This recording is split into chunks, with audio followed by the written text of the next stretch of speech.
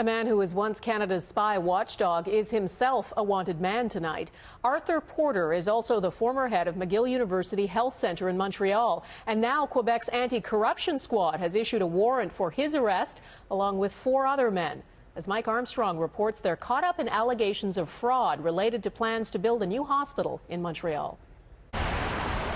It is one of the biggest construction projects in Canada, but tonight Montreal's massive new English super hospital is again mired in scandal. There was a feeling a $1.3 billion project would be too big, too public to tamper with.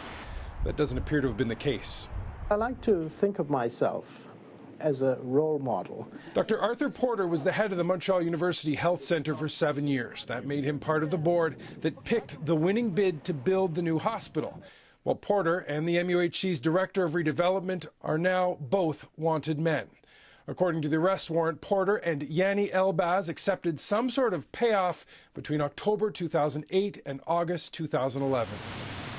Now, the winning bid went to engineering giant SNC LAVALIN, and 2 former executives are also named in the arrest warrant. As president and CEO of SNC LAVALIN today, former CEO Pierre Duhem, seen here in a corporate video, will face charges of fraud, conspiracy, and laundering the proceeds of crime, among others. Duhem was arrested last November, again for fraud related to the hospital contract, but today's charges are new. Also facing additional charges, the company's former head of construction, seen here with Porter on site.